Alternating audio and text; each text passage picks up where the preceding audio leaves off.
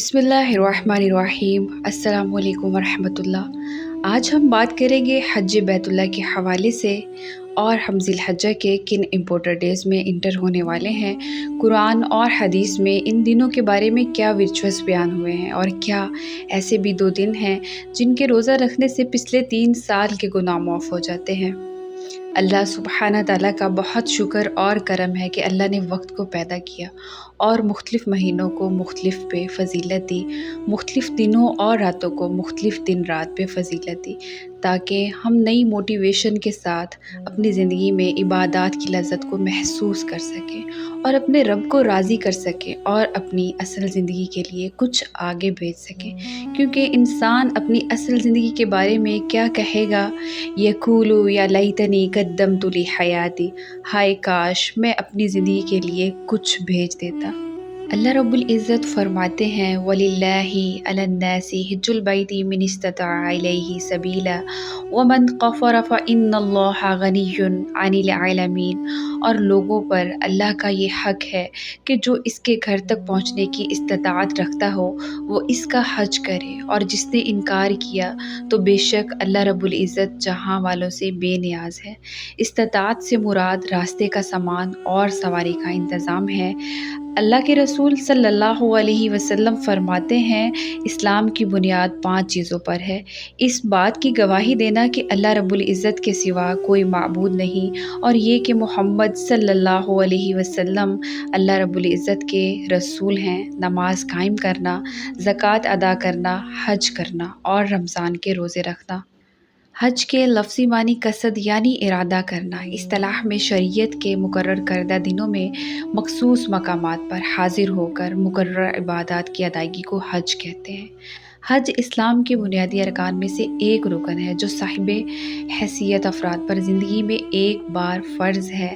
حج اللہ کی ملاقات کے لیے اس کے گھر کی طرف سفر کرنے اور اس کے طواف کرنے اور اس کی خاطر جسم مال کی قربانی دینے کا نام ہے۔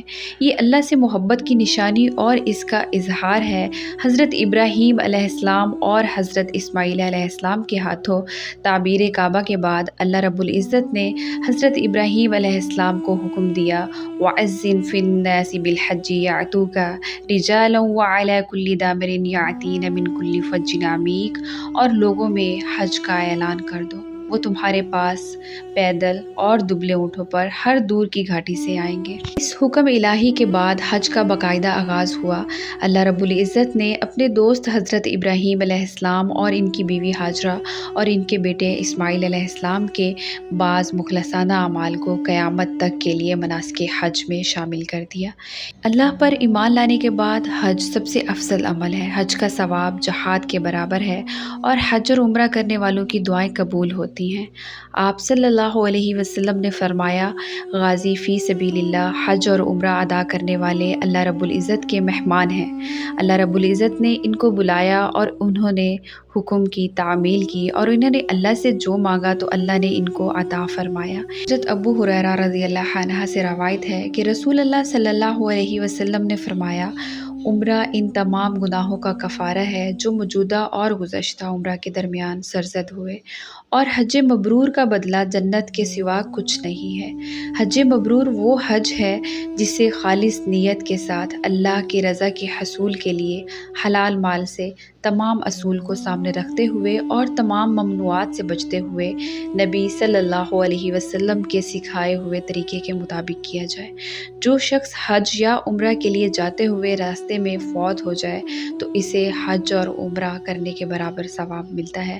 اللہ رب العزت آپ کو حج کی نعمتوں اور برکتوں سے فیض یاب کرے۔ اب ہم بات کریں گے ان 10 دنوں کی اتنی زیادہ امپورٹنس کیوں ہے۔ کیونکہ اللہ رب العزت نے عرفہ کے دن اسلام کو کمپلیٹ کیا، اور ان 10 دنوں میں اسلام کے تمام ارکان اکٹھے ہو جاتے ہیں۔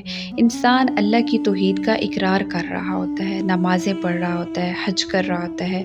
ان 10 دنوں میں کثرت کے ساتھ تکبیر، تحلیل، تمہید پڑھیں۔ تکبیر اللہ اکبر، تحلیل لا الہ الا اللہ، تمہید الحمدللہ اور سبحان اللہ ایز ویل۔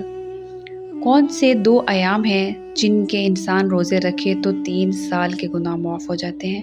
رسول اللہ صلی اللہ علیہ وسلم نے فرمایا، جو شخص عرفہ کے دن کا روزہ رکھتا ہے تو اللہ سبحانہ تعالیٰ اس کے پچھلے سال کے اور اگلے آنے والے سال کے تمام گناہ معاف فرما دیتے ہیں، اور جو شخص یوم عاشوراء کا روزہ رکھتا ہے تو اللہ رب العزت اس کے پچھلے سال کے گناہ معاف فرما دیتے ہیں۔